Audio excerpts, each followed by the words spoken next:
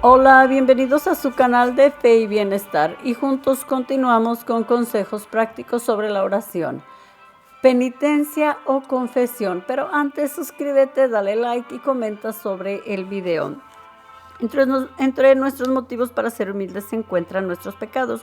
Nuestra bajeza no viene solo de nuestra condición de criaturas, sino también de nuestro estado de pecadores. Quizás cometimos faltas graves en el pasado, con seguridad en nuestra vida presente pululan las faltas veniales. De estas quizás algunas son todavía notables y plenamente deliberadas, y a un sentimiento atractivo por ellas, muchas otras se nos escapan por sorpresa y bajo mil formas diversas.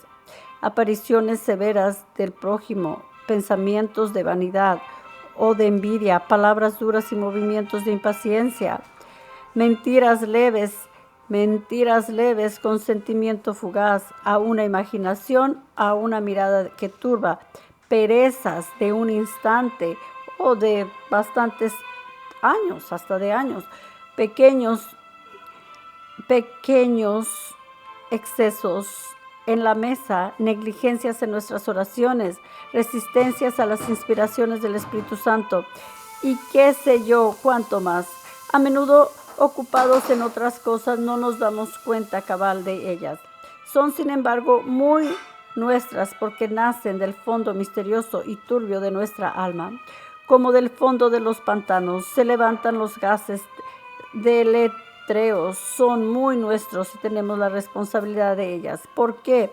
Porque no suben a la superficie, sino gracias a la insuficiencia, nuestra atención, de nuestra firmeza y de nuestra adhesión al bien. En cada una de ellas nos apartamos de nuestro deber de hombres razonables, faltamos a la delicadeza con relación a nuestro Padre del Cielo, abandonamos a Dios, abandonamos a nuestra esposa, abandonamos a nuestros hijos y nos hacemos víctimas de que nosotros somos las víctimas de que todos están mal y que nosotros estamos bien. Bueno, no es así. Si en realidad analizas tu comportamiento, te das cuenta que estás fallando. Pero, ¿cómo te vas a dar cuenta si no estás orando? Tú, todos, yo, como tú, somos así culpables. Sí, decidimos que no tenemos pecados, declara San Juana, a pesar de ser el discípulo amado. Nos engañamos a nosotros mismos y la verdad no está con nosotros. A menudo, muy a menudo, por ligereza o amor tibio, casi no prestamos atención a este desorden. Nos avenimos fácilmente a él y no experimentamos un remordimiento serio. En este punto valemos menos que nuestros padres, y un llamamiento a la compulsión tan estimulada de los antiguos autores espirituales fácilmente nos hará sonreír. Ahora bien, es preciso saberlo, esta despreocupación es un obstáculo serio a nuestra admisión a la intimidad divina. Te lo enseña Santa Teresa, quien esta afirmación es un eco de todos los maestros de la vida espiritual. Y esto de los pecados y conocimientos propios es el pan con que todos los manjares se han de comer, por delicados que sean, en este camino de la oración, y sin este pan no se podrían sustentar. El olvido de nuestros pecados nos establece en una despreocupada mentira interior y pone esta mentira en la base misma de nuestras relaciones con Dios y las falsea. Tiende a desarrollar en nosotros un ingenuo farisaísmo. Oh Dios, te doy gracias porque no soy como los demás hombres, ni como este publicano. Quizás, en efecto, seamos menos culpables que nuestro vecino, pero él se golpea el pecho e implora la misericordia de Dios. Perdona a este pecador, ya conoces el resultado de estas dos actitudes. Este sale justificado y aquel no. A causa de este diploma de justicia que ingenuamente nos discernimos, nuestra oración es infructuosa. Lo más favorable que podría decirse de ella sería que no aumenta nuestra culpabilidad. contra este gran mal. Debes pues precaverte a toda costa. Debes ponerte en las filas de los pecadores y la luz de la fe. Tratar de comprender algo de la malicia de tus pecados. Medita la visión que tuvo la venerable María de la Encarnación. Una mañana que iba a bajar a mis ocupaciones, en un momento los ojos de mi espíritu se abrieron a todas las faltas, pecados, imperfecciones que había cometido desde que estaba en el mundo. Se me presentaron en conjunto y en detalle y con una distinción y claridad más cierta que toda la certidumbre que la industria humana pudiera expresar. En el mismo momento me vi toda sumergida en sangre y mi espíritu comprendió que esa sangre era la sangre del Hijo de Dios, de cuya efusión era culpable por todos los pecados que estaban en mi vista, y que esa sangre preciosa había sido derramada para mi salvación. Si la bondad de Dios no me hubiese sostenido, creo que hubiera muerto de terror, a tal grado el espectáculo del pecado, por pequeño que parezca, es horrible y espantoso. No hay lengua humana que pueda expresarlo, porque ver a un Dios de infinita bondad y pureza ofendido por un gusanillo de la tierra supera el horror mismo. Y un Dios hecho hombre que para expiar el pecado derrama toda su sangre preciosa para implorar a su Padre y reconciliar por este medio a los pecadores. No es posible explicar lo que el alma experimenta antes de ese prodigio, pero además de eso, ver que personalmente somos culpables y que aun cuando solo yo hubiera pecado, el Hijo de Dios hubiera hecho por mí lo que hizo por todos. Es lo que aplasta y como que aniquila el alma. Esta visión y estas operaciones son tan penetrantes que en un momento lo dicen todo y tienen toda su eficacia y producen todos sus efectos. En ese momento mi corazón se sentía arrebatado, fuerte de mí mismo y transformado en amor para aquel que le había hecho esta insigne misericordia, lo que me produjo al experimentar este mismo amor, un dolor y una pena tan extremas de haberle ofendido que no se puede imaginar. La venerable tuvo esta visión a la edad de 21 años. Su vida había sido ejemplar y nunca había cometido faltas graves. La luz de recibir entonces fue, lo dice ella misma, la gran puerta que me permitió entrar en la misericordia de Dios. El punto de partida de un impulso espiritual totalmente nuevo. ¿Qué debemos pues pensar de nuestros pecados? ¿Qué ventaja conseguiríamos si comprendiéramos nuestra miseria? ¿Deseamos con ardor comprender algo de ello? Sin duda, la visión de la venerable fue una gracia extraordinaria y no debemos esperar que Dios nos conceda algo semejante. Por la reflexión podamos sacar algún provecho. A defecto de una visión, una virtud infundida en nuestra alma, con la gracia nos dispone a sacudir nuestra ligereza. Esa es la virtud de la penitencia. Iluminada por la fe, penetrada por la caridad y por un temor filial, nos mueve a arrepentirnos de nuestros pecados como conviene, es decir, como ofensas de Dios, cuya santidad y bondad merecen toda reverencia y todo amor. Oh Dios mío, tengo una gran pena de haberte ofendido, porque eres infinitamente bueno, infinitamente amable, y porque el pecado te desagrada. Después, mirando con valor el porvenir y apoyando tu confianza en la ayuda divina, la penitencia nos impulsa a agregar: Dios mío, tomo la resolución, ayudado con tu gracia, de no ofenderte más y de expiar mis pecados. Vas a ejercitarte y a desarrollar en esta grande y leal virtud dos prácticas que se han hecho clásicas en la vida cristiana tienen ese objeto directo, la confusión frecuente y el examen diario de la conciencia. Utilizados cuanto te sea posible, pero no olvides que afortunadamente la oración puede complementarlos. Sé muy útil en la regularidad de tus confesiones. La Iglesia inspira por el Espíritu Santo en la dirección de las almas. Impone a todos los religiosos. Si impone a todos los religiosos la práctica semanal de la confesión. No porque los juzgues culpables cada semana de faltas graves, sino a causa de la eficacia privilegiada de este sacramento para purificarnos de las faltas veniales. San Padre Pío XII nos recuerda los efectos felices de las confesiones frecuentes. Para avanzar con un ardor creciente en el camino de la virtud, creemos que es de mucha importancia. Introducido por la Iglesia y bajo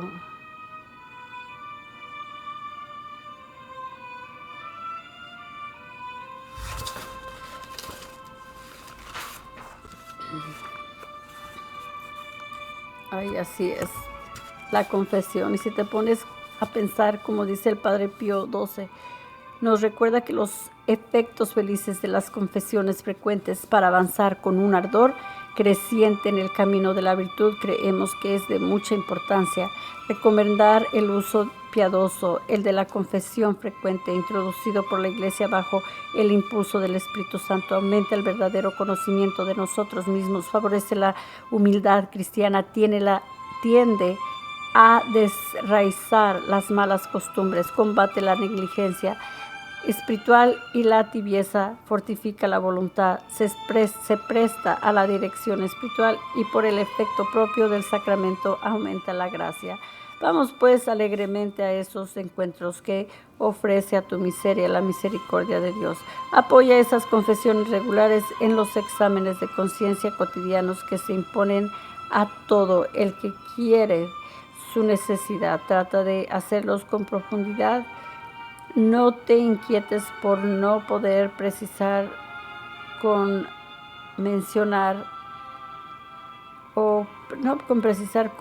minuciosa exactitud el número de las faltas. ¿Cómo podrías conseguirlo? Puesto que muchas de ellas se escapan en la atención, detente en las más características y en las más habituales, sin olvidar tus rutinarias sumisiones y busca en su causa.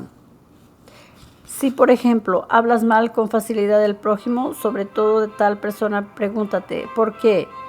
Quizás es porque el simple placer de hacerlo, o de charlar, o por una tendencia a la broma, o por abajar o exaltar a tal o cual persona, o porque te fastidia, o porque sus opiniones te desagradan, o porque te antipatiza. Tus murmuraciones pueden tener por causa la ligereza, la vanidad, la envidia, la impaciencia, la imprudencia o el resentimiento. Descubre esta raíz mala y por un sincero acto de contrición y una resolución firme, trabajo por arrancarla de una alma. Hazlo así, a lo menos cada noche y si es posible también a mediodía. A esta acción bienhechora de la confesión frecuente y del examen de conciencia cotidiano para lograr la elevación moral de tu alma, la oración teologal puede facilitar eficazmente ayudarte con su dinamismo. La religión y la humildad abren el camino a la penitencia. En esta oración manifiesta a Dios tu reverencia,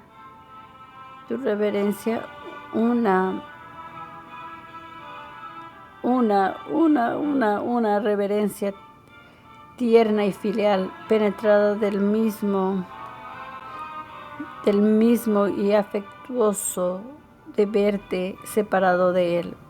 Esta reverencia, como no, ha de hacer brotar en ti el temor de haberlo ofendido, el sentimiento de su infinita voluntad o infinita pureza. Híjole. Ay, está para pensarle, ¿verdad?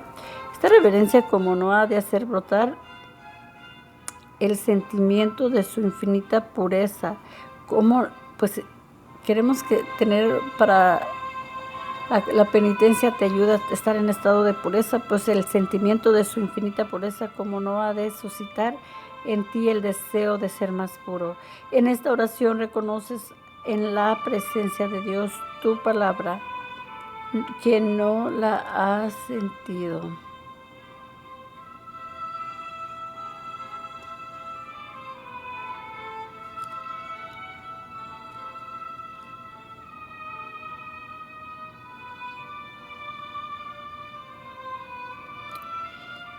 Ay, así es. Y ese sentimiento de infinita pureza, como les había dicho, ¿cómo no ha de suscitar en ti el deseo de ser más puro? En esta oración reconoces en la presencia de Dios tu bajeza, cómo no te has de sentir inclinado a confesarte tu miseria moral, que de esta bajeza es el aspecto más humillante. Así, en este coloquio afectuoso de la oración fácilmente encuentras lugar la penitencia, así como la ocasión de fortalecerse, para lo cual no hagas un examen detallado, salvo quizás el día en que te hayas a confesar. Recuerda simplemente con una mirada tus faltas, sobre todo aquellos cuyo recuerdo te remuerden más, después con un gran impulso filial. Jala en la misericordia de Dios y pídele que te perdone aquellas de las que sean aún culpable a sus ojos, y que te purifique más de las que ya te ha perdonado, porque hay que pedir una purificación renovada de las faltas ya perdonadas. Te las ha perdonado, y este es un divino privilegio. Al perdonarlas, las ha destruido. Es preciso que te des cuenta de la fuerza de esta palabra.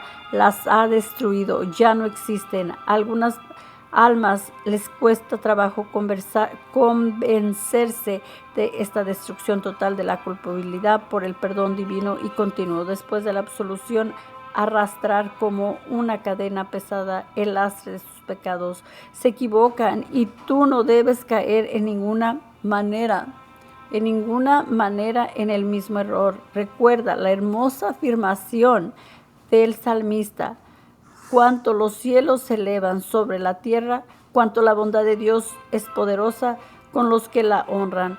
Cuanto el oriente está lejos del occidente, así Dios ha alejado de nosotros nuestras faltas. Como un padre tiene compasión de sus hijos, Dios ha tenido compasión de los que lo honran, porque sabe de que nos ha formado y no olvida que somos polvo. Cuando Dios en su misericordia perdona tus faltas, las arranca de tu alma y las destruye, ya no existen. Y sin embargo, aún después de este perdón liberador, puedes y debes pedirle que te purifique aún, que te purifique más y más. ¿Pero de qué? Del fondo impuro de donde han salido esas faltas, fondo que llevas en ti. Somos seres caídos, nacimos en pecado original, y a pesar de nuestro bautismo guardamos los rastros de esa corrupción de la naturaleza. ¿Cuántos vicios duermen en nosotros presto a despertarse? Tan falsas personales nacen de ellos, y hay tantas faltas personales nacen de ellos, y a su vez las fortifican. El perdón divino los debilita, pero no los destruye. Quizás te suceda que te sacudan todavía con violencia, que casi te arrastren, y si las gracias de una larga vida fervorosa lo han apaciguado ya, su raíz subsiste en ti, y siempre tienes que pedirle a Dios que los mortifique más aún. Aprovecha pues el silencio prolongado de tus oraciones, de su dinamismo de amor, de religión, de humildad y de penitencia, para suplicar al Omnipotente, al Señor, de toda pureza, que te limpie completamente, que vuelva tu alma cada vez más limpia cada vez más santa. Repite la ardiente imploración de mi ser. Ten piedad de mí, Dios mío, según tu bondad, según tu grandeza de tu misericordia, borra mis faltas, lava a fondo de mí mi iniquidad, purifícame de mi pecado, arranca mi pecado como el hisopo y seré purificado, lávame y quedaré más blanco que la nieve, crea en mí un corazón puro y hasta el fondo de mis entrañas, nueva mi rectitud, más blanca que la nieve, porque la nieve tiene una blancura frágil que se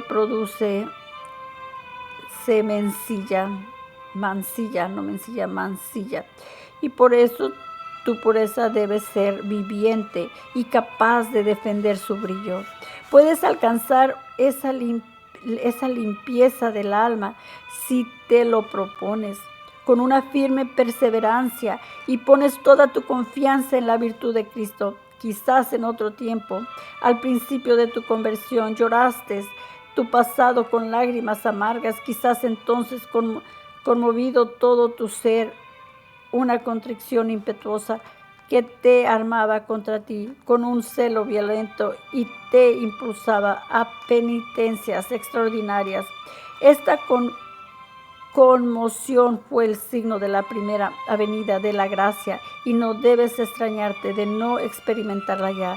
Tampoco te llenas de despecho por tus faltas como si te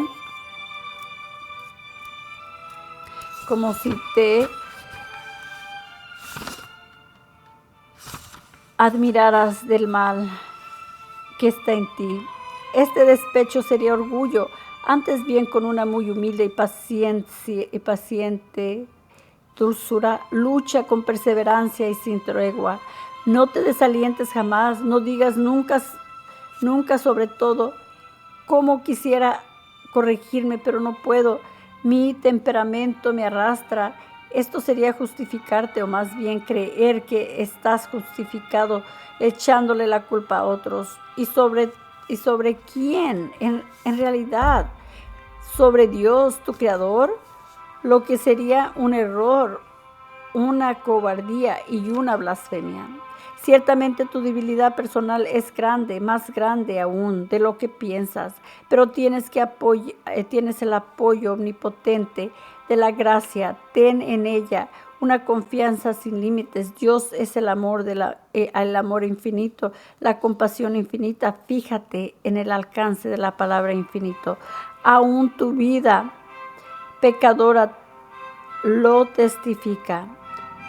Llevas en ti muchas inclinaciones malas.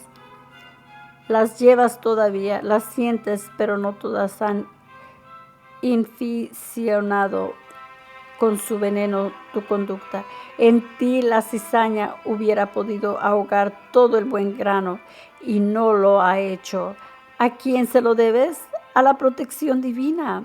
¿A qué envilecimiento ahora hubieras descendido sin la gracia? Ruégale a Dios que te lo muestre. Esto te dará una inmensa gratitud y una plena seguridad de su misericordia. Ese Dios que te ha sostenido sobre el abismo, ¿cómo permanecería sordo ahora que lo llamas?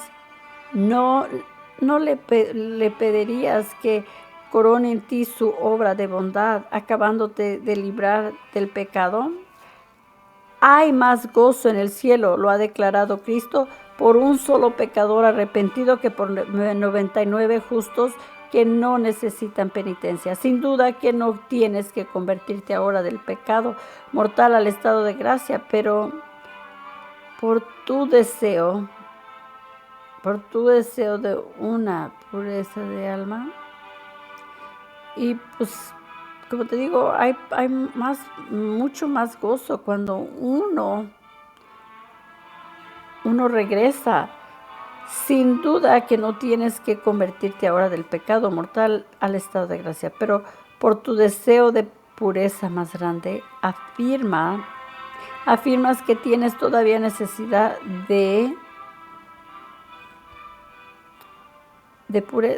que tienes la necesidad de penitencia y que quieres convertirte más aún. Como no ha de provocar este deseo la alegría del cielo, qué gozo es para Dios ver a un justo llorar y humillarse, puesto que ya un culpable lo reconocía. Un culpable lo regocija cuando se arrepiente de su falta. Cristo no se ha muerto a justificarse, o no te ha llamado, no te ha muerto para justificarte a medias. Así es de que contempla un crucifijo, no con una mirada distraída, como lo hacemos los ordinarios, por desgracia, sino con los ojos muy abiertos y el corazón muy atento. Esta mirada despertará a la vez tu arrepentimiento y tu confianza. Son tus faltas las que han puesto a Jesús en el estado lamentable en que lo ves. Por odio al pecado que te mancha, por espiarlo, en lugar de ha abierto su alma en el océano misterioso de todos los dolores. Si Dios Santo muere en un solo, pues si Dios Santo muere en un suplicio infame, postrado a sus pies, dile tu arrepentimiento, repítele la ardiente imploración de Pascal. Jesús, de él he huido, lo he engañado, lo he crucificado, que jamás me ve separado.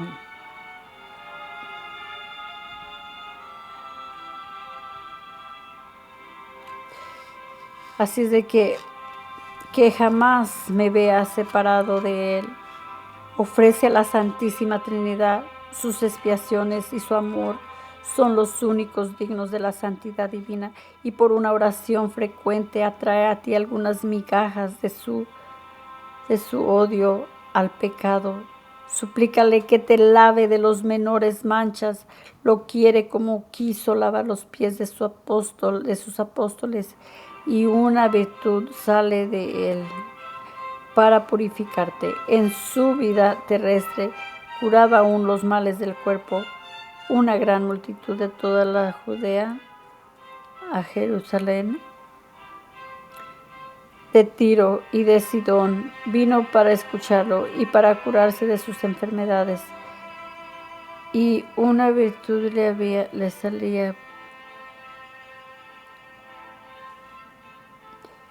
salía de él y los curaba a todos. Mira nomás, te la voy a volver a leer. De Tiro y de Sidón vino para escucharlo y para curarse de sus enfermedades, y una virtud salía de él y los curaba a todos. Para hacerlo, ¿qué es lo que pedía? La confianza en él. Recordemos el caso de la hemorroísa, una mujer enferma de flujo de sangre desde hace 12 años, que había gastado todo su haber en médicos y nadie la había podido curar. Se acercó por detrás a Jesús, tocó la orla de su vestido e inmediatamente quedó curada. Y Jesús dijo: ¿quién me ha tocado? Todos se excusaban. Y Pedro le dijo: Maestro, la multitud te rodea y te oprime, y dices: ¿quién me ha tocado? Jesús contesta: alguien me ha tocado, porque sentí que una virtud salía de mí. La mujer, al verse descubierta, vino temblando, cayó a sus pies y refirió ante todo el pueblo por qué lo había tocado y cómo había sido curada inmediatamente. Y Jesús le dijo: hija mía, tu fe te ha salvado, vete en paz. Qué cosa más clara, qué cosa más alentadora para tu esperanza de purificación. Esta mujer tenía una enfermedad de muchos años, humillante y tenaz. Desde hacía 12 años trataba de verse libre de ella y había gastado todo lo que tenía en consultas médicas y medicinas, pero en vano su mal persistía. Continúa, sin embargo, en creer posible su curación, la espera y la quiere con ardor. Oye hablar de Cristo y concibe una confianza sin reserva en su poder. Me bastará tocar su vestidura y quedaré curada. Lo hace y se ve libre, completa y definitivamente libre de su enfermedad. Tal es la virtud que sale de Cristo y sí es eficaz para curar los cuerpos, lo que es para curar las almas. Para curar la tuya, no vino a la tierra para curar las almas, no sufrió y no murió en la cruz para lograrlo. Más aún que la hemorroísa, ten pues confianza que quizás tus miserias morales son antiguas, humillaciones tenaces, tal vez has ensayado en vano numerosos remedios. Pues bien, acude a la virtud de Cristo, imita a los enfermos de los sanatorios